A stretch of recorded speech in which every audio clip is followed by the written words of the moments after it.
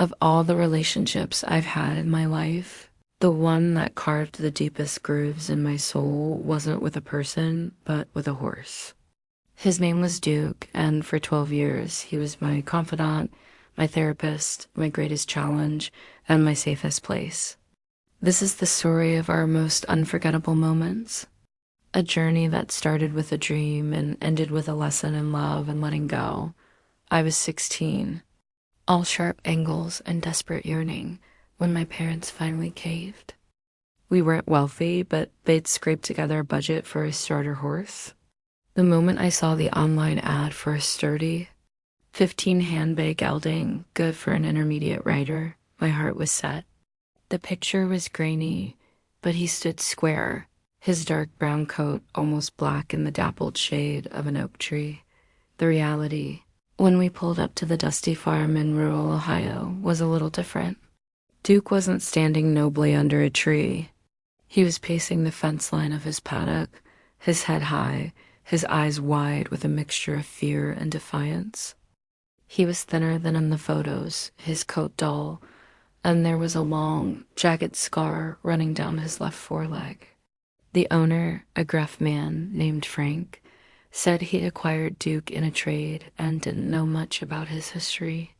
He's a bit sensitive, Frank said, using that code word that can mean anything from poetic soul to ticking time bomb. But when I walked up to the fence, Duke stopped his pacing. He didn't come to me, but he didn't flee either. He just watched me, his large, dark eyes taking my measure. I saw the worry in them, the history I couldn't know, and in that moment, I didn't see a project or a problem. I saw a creature who needed to be understood. That was our first unforgettable moment, a silent agreement between two anxious souls. I bought him.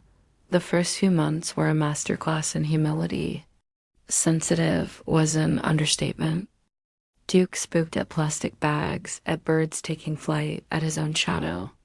Our first trail ride was a disaster. A grouse exploded from a bush, and Duke spun so fast I became a satellite, orbiting him briefly before landing in a patch of nettles.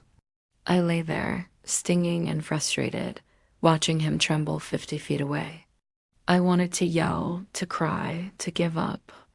But I looked at him, his sides heaving, his head swiveling for more danger, and I realized he wasn't being difficult.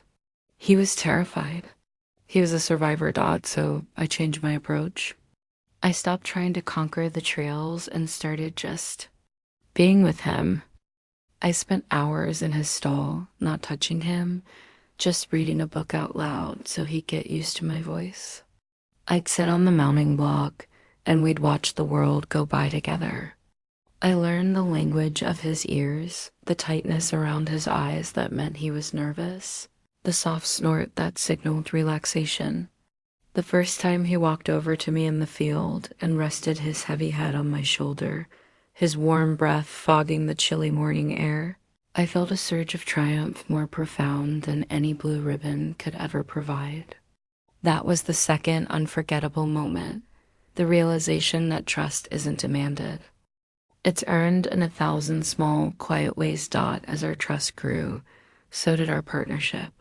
We found our rhythm in the arena. Duke, it turned out, was incredibly athletic and smart. He learned patterns with lightning speed, and when he was relaxed, his trot was floating and his canter was like riding a rolling wave. We started competing in local dressage shows. We weren't the fanciest pair, but we were in sync. I'd think about a transition and he'd execute it. It felt like magic, like we were connected by an invisible thread. One show in particular stands out. It was a hot, humid summer day, and the grounds were buzzing with flies and tension. Duke was on edge, his head high, his body tense. Our first test was a mess. He broke gate, spooked at the judge's booth, and we scored abysmally.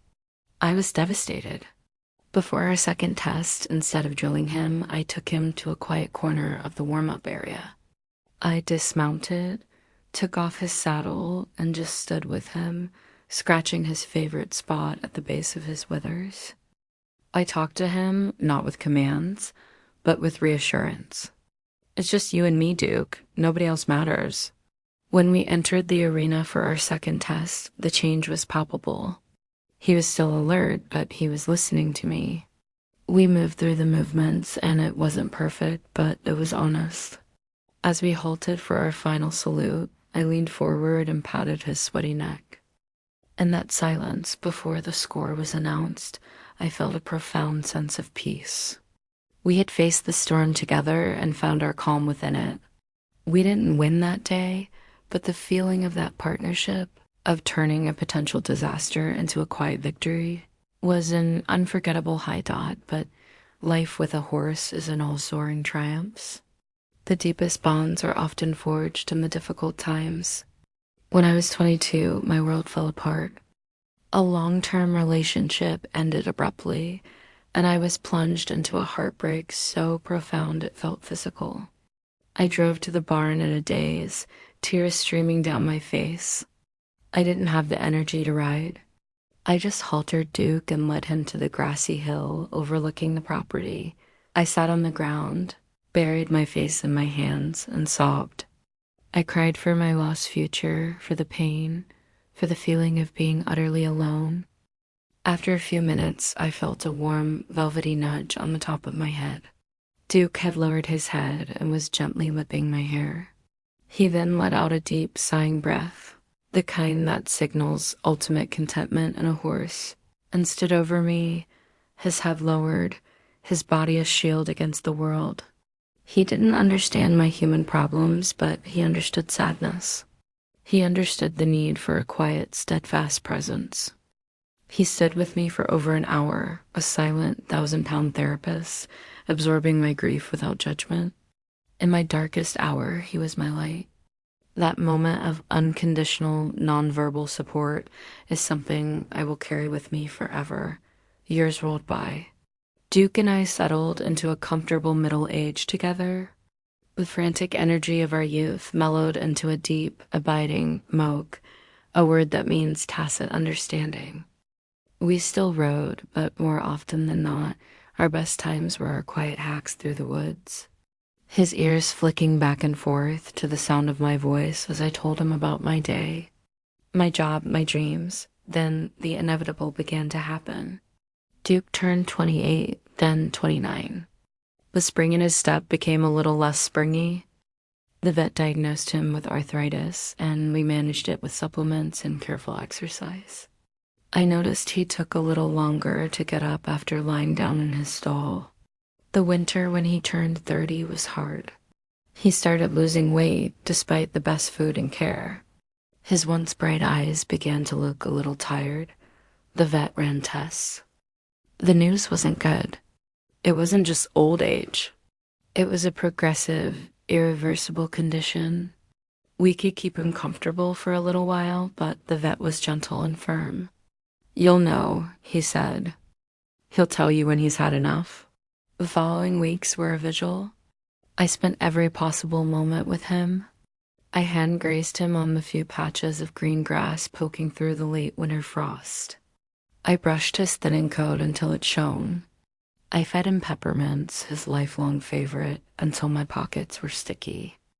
I talked to him about our life together, about the plastic bags he'd conquered, the trails we explored, the quiet moments on the hill dot, and then one cold, clear morning, I knew. He was standing in his paddock, not eating, just staring into the distance. When I approached, he turned and looked at me, and in his eyes I saw it. Not pain, exactly, but a profound weariness. A resignation. It was a look that said, "I'm tired."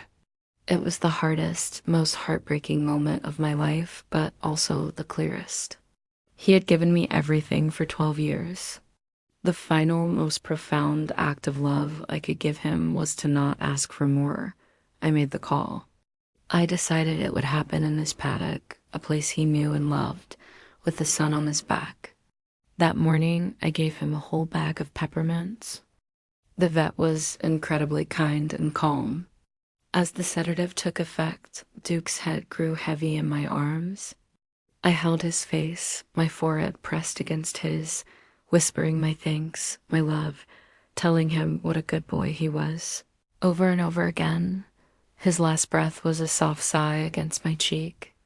It was peaceful, it was dignified, and it was shattering doubt in the days and weeks that followed. The barn felt achingly empty. The silence was deafening, but the grief, as profound as it was intertwined with an immense gratitude. Duke had not just been a pet. He had been my mentor. He taught me patience, resilience, and the power of quiet communication.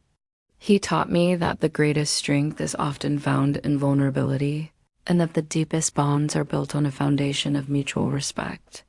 The most unforgettable moment wasn't one single event.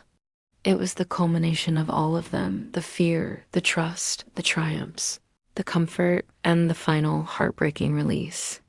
It was the entire beautiful, messy journey.